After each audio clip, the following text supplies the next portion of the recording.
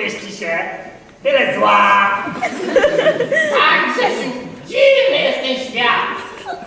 A najdziwniejsi są ludzie. Tak, Grzesiu, ludzie są najdziwniejsi i w dodatku wariaty! Ładnie.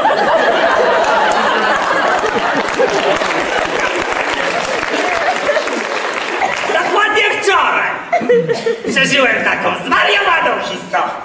Przeżyłeś? No, jakoś tak. Ale słuchaj, rzecz dzieje się na wsi. O Boże, ja piękny, młody, ona młoda. Patrzę jej prosto w oczy, a tam kurewiki. No, to myślę sobie, jest moja. Kładę ręce na jej ciele, a na rycie. Nie dotykaj moich zwierząt. No to puściłem cielaka i biorę się za dziewczynę.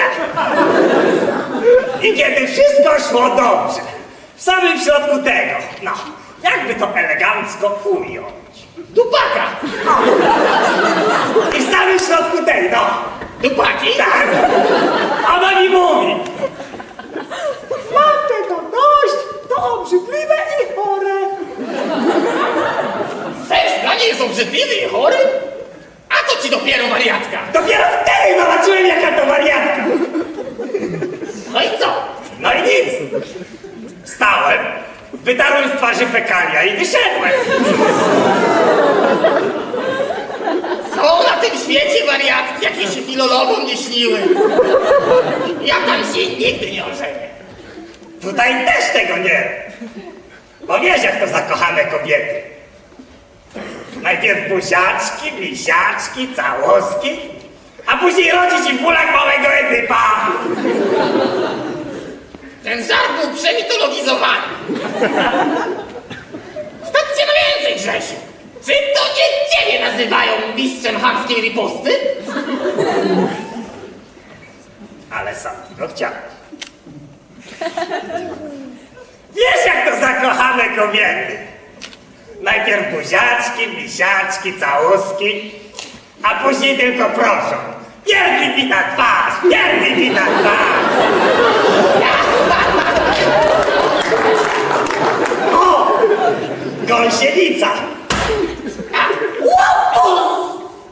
Nie powinieneś był tego robić. Meduza nigdy się o tym nie dowie. Aha!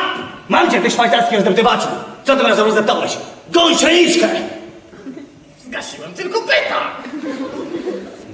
Znowu mnie przeliczy.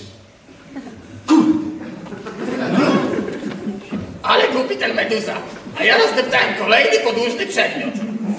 Uwielbiam rozdeptywać kolejne podłużne przedmioty. Ha! Wygadałeś się, nieroztropny rozdeptywaczu. To ja jestem prawdziwy inspektor Meduza. A tamten to kto? Drzewo. Inspektor drzewo. To ten, co ma gałęzie zamiast rąk? Nie, to jest inspektor gałęzie zamiast rąk. Ale nie odwracaj kota ogonem. Gogoń, kto rozdeptał II wojnę światową? Nigdy! Kalafonia, ryż, pudełko. Kalafonia, ryż, pudełko? Nigdy! O, motylek ci usiadł. I ty śmiesz mnie oskarżać, zbójniku? Musiałem to zrobić. Ta bestia mogła zabić tony ludzi. Zwariowałeś, to był tylko tony mały motylek.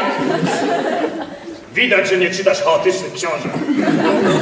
Każdy trzep od jego skrzydełek mógł wywołać huragan w Los Angeles. Zginęłyby hektary ludzi. Jak to? Wiosło. Brzydko. Brzydko i nieładnie się do mnie odezwałeś, inspektorze. Odchodzę. Głupia sytuacja. W tym roku zostanę magistrem, a stoję goły na środku sceny przebrany za komara.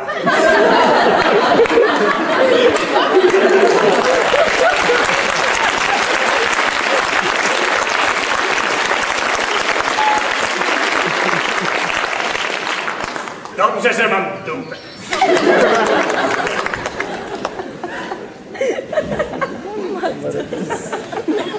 A teraz